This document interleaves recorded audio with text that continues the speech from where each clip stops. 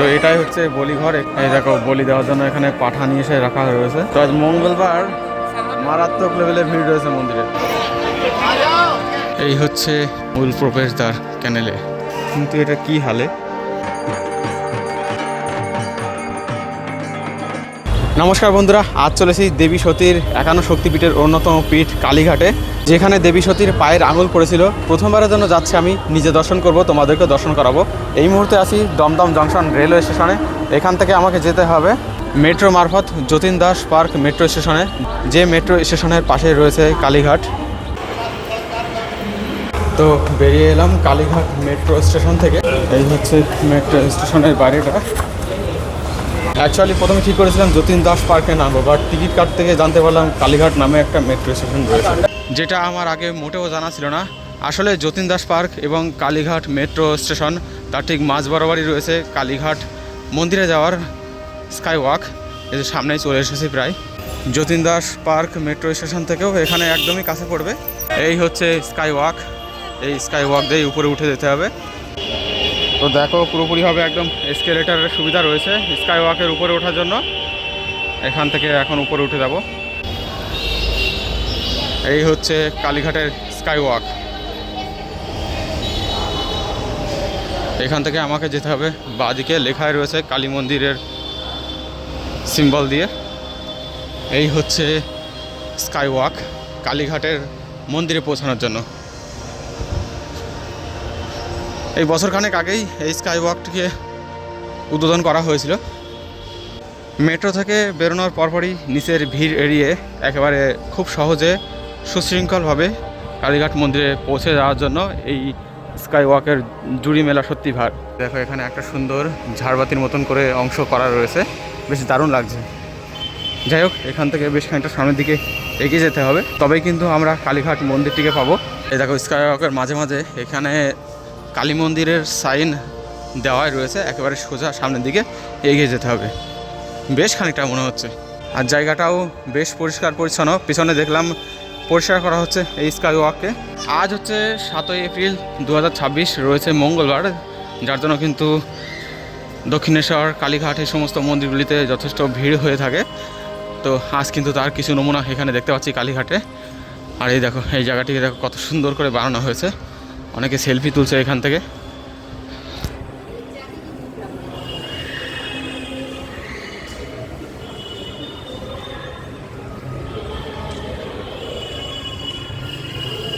বাহ, বেশ দারুণ।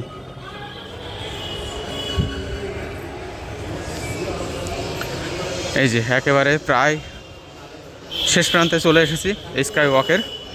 এখান থেকে নিচে নামলেই কিন্তু পাশে কালীঘাটের মন্দির। এই স্থানটি হচ্ছে শেষ প্রান্ত। এখানে দেখো সুন্দর একটা ঝাড়বাতির মতন করা রয়েছে।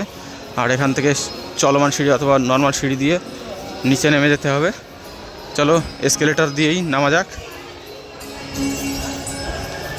এদিকে রয়েছে এসকেলেটার আর ওই পাশে রয়েছে নর্মাল সিঁড়ি।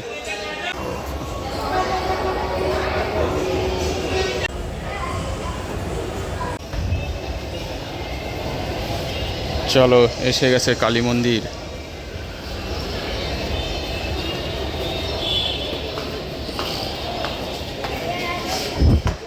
এই হচ্ছে এখান থেকে বেরোনোর পরের পরিবেশ। আর এই ছিল স্কাই ওয়াক। বেশ দুর্দান্ত বানিয়েছে কিন্তু স্কাই ওয়াকটিকে। এই দেখো মাঝখানে এখানকার কালী মন্দিরের যে অবয়ব তার একটা ছবি মতন করা রয়েছে। আর চারিদিকে এখানে রয়েছে বিভিন্ন পূজা সামগ্রীর দোকানপাট। বিশেষ করে এই স্থান জুড়ে তো পুরো একেবারে সিঁদুর আলতা এই সমস্ত দোকানপাটে ভর্তি রয়েছে। আর এদিকে রয়েছে হিন্দু সনাতনী ধর্মমতের যে সমস্ত ঠাকুর দেবতা আছে তাদের মূর্তির দোকানপাট। আর আজ মঙ্গলবার, সেজন্য কিন্তু বেশ ভালোই লোকজন আছে এখানে। আর এই গলি দিয়েই ভেতরে প্রবেশ করলেই রয়েছে কালীঘাট মন্দির।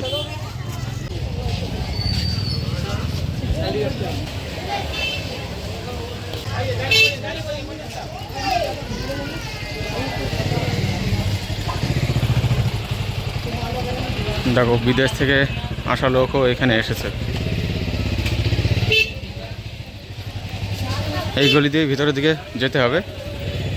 তো এই গলি দিয়ে ভেতরের দিকে প্রবেশ করতে হবে। দেখো প্রচুর মানুষ কিন্তু এখানে রয়েছে, আজ কিন্তু প্রচুর মানুষ এখানে এসেছে। ভেতরের দিকেও এখানে প্রচুর দোকানপাট রয়েছে, কিন্তু রয়েছে চারিদিকে এখানকার মন্দিরের পান্ডা পুরোহিত।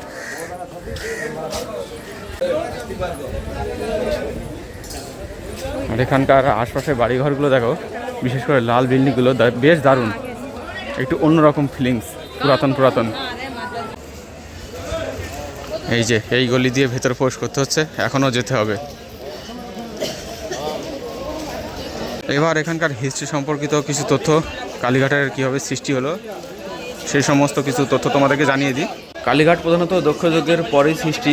দক্ষযজ্ঞে অপমানিত হয়ে দেবী সতী যখন তার দেহ রাখেন এবং সেই দেহ নিয়ে মহাদেব যখন তাণ্ডব নৃত্য শুরু করেছিলেন এবং সেই নৃত্য থামানোর জন্য বিষ্ণু যখন তার চক্র দিয়ে দেবী সতীর দেহকে 51 খণ্ডে বিভক্ত করেছিলেন, তখন এখানে এসে দেবী সতীর পায়ের আঙুল পড়েছিল। কেউ বলে একটি, তো কেউ বলে 4টি আঙুল পড়েছিল। যাই হোক, এটা হচ্ছে মন্দিরে প্রবেশের একটা গেট, এটা 5 নম্বর দরজা। এখান দিয়ে আমি প্রবেশ করব। বর্তমানে এখানে যে মন্দিরটি আপনারা দেখতে পারবেন, এটি প্রায় আজ থেকে 200 বছরেরও বেশি প্রাচীন। 1809 খ্রিস্টাব্দে এই মন্দিরটি এখানে নির্মাণ করা হয়েছিল। সম্ভবত তখন এখানে কোনো ফাঁকা জায়গাতেই মায়ের পূজা করা হতো, কেননা তখনকার কলকাতা আজকের মতো মোটেও ছিল না। এখানকার ভৈরব নকুলেশ নামে পরিচিত এবং মা পরিচিত দক্ষিণা কালিকা নামে।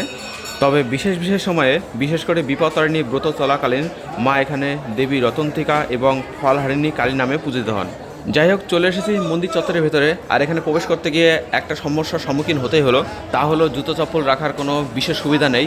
আপনি যে দোকান থেকে পূজার সামগ্রী নেবেন সেই দোকানে রেখে আসতে পারবেন, তবে সেই দোকান থেকে সামগ্রী নিলে তবেই রাখতে পারবেন, নাহলে রাখতে পারবেন না। এবং কিছু কিছু পুরোহিত এখানে পুজো দেওয়ার জন্য জোরাজোরি করছিল। যদিও ম্যাক্সিমাম লোক এখানে পুজো দিতেই যায়, তবে আমি গিয়েছিলাম সম্পূর্ণরূপে শুধু ঘুরতে। যাই হোক, জুতো চটির যে কোনো রকম একটা ব্যবস্থা করে মন্দির চত্বরের ভেতরে প্রবেশ করে গেছি। এখন ভেতরটা যতটা সম্ভব হয় ঘুরে ঘুরে দেখব এবং সম্ভব হলে অবশ্যই মায়ের মন্দিরের ভেতরের দৃশ্য তোমাদের দেখানোর চেষ্টা করব। এই দেখো, বলি দেওয়ার জন্য এখানে পাঠা নিয়ে এসে রাখা রয়েছে। তো এখানে বলিও কিন্তু হয় এখনও। তো এটাই হচ্ছে বলিঘর। এখানে কিন্তু প্রধানত ওদের ছাগ বলি হয় সেই জায়গা। আর সামনে যে মন্দিরটি দেখতে পাচ্ছ, এটা হচ্ছে এখানকার ভৈরব নকুলেশের মন্দির। এইরকম মন্দির এখানে 4টি রয়েছে এবং 4টি মন্দিরের মধ্যেই কিন্তু ভৈরব নকুলেশ বিদ্যমান রয়েছেন। এই যে কালো কোষ্ঠী পাথরের ভৈরব, দর্শন করে নাও। তো আজ মঙ্গলবার মারাত্মক লেভেলে ভিড় রয়েছে মন্দিরে। জানিয়ে রাখি, এখানে মা কালীর যে মূর্তি, সেই মূর্তিটি একেবারে কিন্তু সম্পূর্ণরূপে অন্যান্য রকম দেখতে। এটি বাংলায় অন্যান্য কালী চিত্রগুলির ধরন অনুসরণ করে না। স্পর্শ পাথরের বর্তমান প্রতিমাটি এখানে আত্মারাম ব্রহ্মচারী ও ব্রহ্মানন্দগিরি তৈরি করেছিলেন। আরও জানা যায়, বর্তমানে যে স্থানে মন্দিরটি রয়েছে সেখানে ছিল ঢিবি বা স্তূপ, যাকে ব্রহ্ম ঢিবি বলা হতো, এবং সে সময় নিয়মিত এই ঢিবিতেই উপাসনা করা হতো। বর্তমানে এখানে মাতৃমূর্তিটি 3টি বিশাল চোখ, একটি প্রসারিত জিহ্বা এবং 4টি সোনার হাত দিয়ে নির্মিত। যদিও জানা যায় প্রথমে হাতগুলি রূপা দিয়েই তৈরি হয়েছিল এবং পলাশী যুদ্ধের পরই এই পদে নিযুক্ত হওয়া ইস্ট ইন্ডিয়া কোম্পানির দেওয়ান গোকুলচন্দ্র ঘোষাল দান করেছিলেন তা। পরে কালীচরণ মল্লিক নামে এক ব্যক্তি দ্বারা দান করা সোনার হাত দ্বারা প্রতিস্থাপিত হয়েছিল এই রূপোর হাত থেকে সোনার হাতে। দেবীর মাথার মুকুটটি দান করেছিলেন বেলেঘাটার রামনারায়ণ সরকার। এছাড়া পাটিয়ালির মহারাজ এবং নেপালের প্রাক্তন সেনাপ্রধানরাও এখানে দান করে গেছেন। যাই হোক, আজ মঙ্গলবার এখানে এসেছি আর ভিড়ের লেভেলটা শুধু একবার দেখো।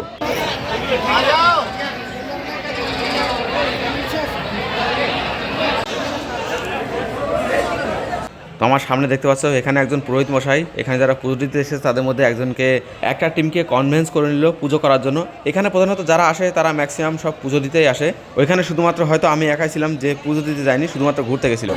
তো আজ এখানে এত পরিমাণে ভিড় রয়েছে যে ভেতরে প্রবেশের কথা আমাকে ভুলেই যেতে হচ্ছে। দেখো কীভাবে উপরে উঠছে, ভেতরে প্রবেশ করার চেষ্টা করছে, দেখো কীভাবে ব্যারিকেডের উপর দিয়ে টপকিয়ে। তো আজ মঙ্গলবার বলে মারাত্মক লেভেলে ভিড় রয়েছে এখানে। এসেছিলাম একটু দর্শন করবো বলে, দর্শনটা আর হবে না, কারণ এখানে যদি লাইন দিয়ে দর্শন করতে হয় তাহলে অন্ততপক্ষে ঘন্টা 3 সময় লেগে যাবে এখানেই। তাছাড়া যেহেতু একা আছি, তো একাও দর্শন করতে পারবো না, কারণ পান্ডারা এক্ষেত্রে হয়তো কয়েকশো টাকা চেয়ে বসবে। তাও সঠিকভাবে দর্শন হবে কিনা সঠিক জানা নেই আমার।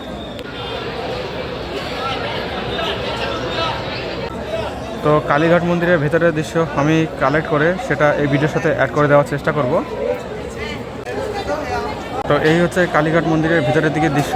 সামনে এই যে বিল্ডিংটি দেখতে পাচ্ছ, এর মধ্যে রয়েছে রাধাকৃষ্ণের মূর্তি। এখানে রাধাকৃষ্ণের মূর্তি রয়েছে, আর তার ঠিক পাশে এইখানে রয়েছে মন্দিরের ভেতরে, মানে মা কালী মন্দিরের ভেতরে প্রবেশের লাইন।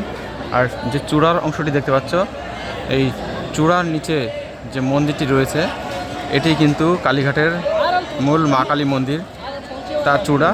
এর নিচেই কিন্তু দেখতে পাচ্ছ লম্বা লাইন লেগে গেছে ভেতরে প্রবেশের জন্য।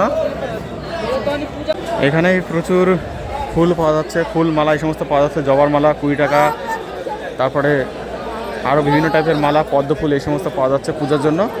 আর মন্দিরের ভিতরে প্রবেশের লাইন সম্ভবত শুধুমাত্র এই জায়গা না, ওই পাশের দিকেও আছে, একটু দেখার চেষ্টা করবো ওই পাশের দিকে গিয়ে।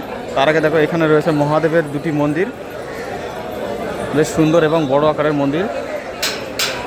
কালো কষ্টি পাথরের মহাদেবের মূর্তিও রয়েছে মন্দিরের ভেতরে। এইখানে বলি হয়ে যাওয়ার পরে কিন্তু এখানে নিয়ে এসে সেই বলির পাঠাকে প্রসাদ হিসাবে ব্যবস্থা করা হচ্ছে। আর এখানে পুজোরও ব্যবস্থা রয়েছে। এই হচ্ছে বলিঘর, আর এর পেছনে এই যে দেখতে পাচ্ছ স্থানগুলি, এখানে রয়েছে আরও একটি মহাদেবের মন্দির।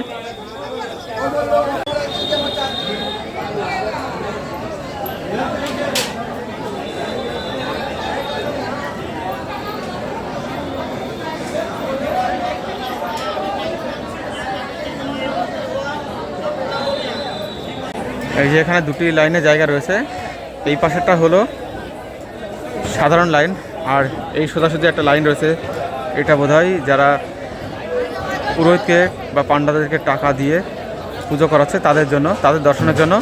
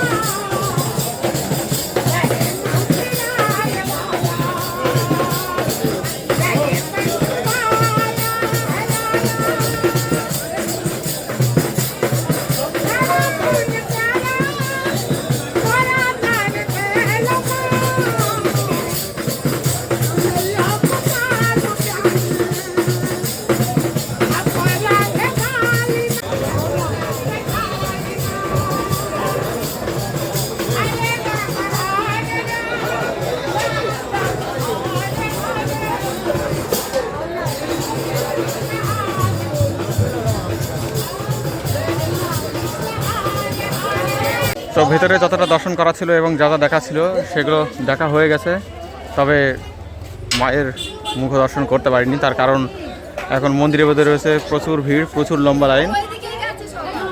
তো সেখানে দর্শন করা একেবারে অসম্ভব ব্যাপার। প্রচুর মানুষ দেখো পুজো দিয়ে বেরিয়ে আসছে, আর দর্শন তো ওই কোনো রকমে হবে। যাই হোক, পাশে দেখো এখানে আরেকটা মন্দির রয়েছে, ভুবনেশ্বরী মন্দির। তো ভুবনেশ্বরী মন্দিরের ভুবনেশ্বরী মায়ের দর্শন হয়ে গেল। এবার এখান থেকে বেরিয়ে যাব। পাশে রয়েছে আদিগঙ্গা ক্যানেল নামে যে ক্যানেল, সেই ক্যানেলের দিকে।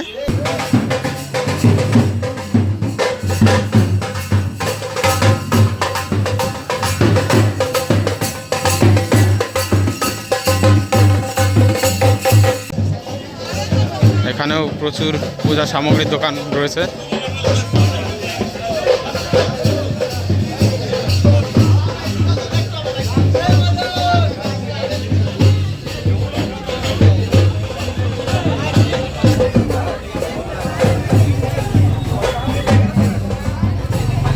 এই হচ্ছে আদিগঙ্গা ক্যানেল, এর দিকে যাওয়ার রাস্তা। কালীঘাট মন্দির থেকে বেশ খানিকটা দূরে রয়েছে এই ক্যানেল। পূজার সম্পর্কিত বিভিন্ন সামগ্রী এখানেও রয়েছে, প্রচুর পরিমাণে দোকানপাট রয়েছে এখানে, দেখতেই পাচ্ছ। সামনে কিন্তু গেট চলে এসেছে, ক্যানেলের গেট।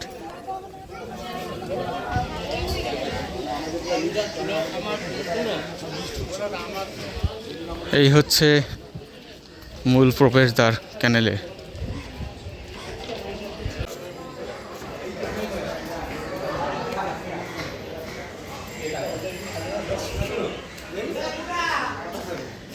কিন্তু এটা কি হালে। এই হচ্ছে আদিগঙ্গা ক্যানেল বা আদিগঙ্গা খাল। কোনার সময় এখান থেকেই গঙ্গার জলও প্রবাহিত হতো, তবে বর্তমানে এর অবস্থা একেবারেই খারাপ, দেখতেই পাচ্ছ সেটা কেমন একটা বাজে দুর্গন্ধ পর্যন্ত আসছে এখান থেকে। আর তার মধ্যে দেখো এখানে চুম্বক ফেলে কয়েন সংগ্রহের চেষ্টা চালাচ্ছে কিছু স্থানীয় লোকজন। বেশ কিছু পুরাতন পুরাতন মন্দিরও রয়েছে এখানে, বাবা পঞ্চানন অন্নপূর্ণা মন্দির, জগন্নাথ দেবের মন্দির, এদিকেও রয়েছে সন্তোষী মাতার মন্দির।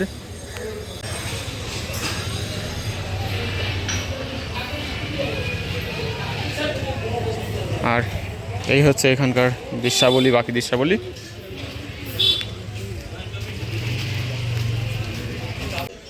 তো এবার ফিরে চলেছি আদিগঙ্গা ক্যানেল দর্শন করে। এই দেখো এই আদিগঙ্গার মাটিও এখানে বিক্রি হচ্ছে, সম্ভবত আদিগঙ্গা নয়, গঙ্গারই মাটি। যাই হোক, কালীঘাট এসে অতিরিক্ত ভিড়ের জন্য মায়ের দর্শন করতে পারলাম না ঠিকই, তবে এখানে যে এসেছি এতেই অনেক শান্তি।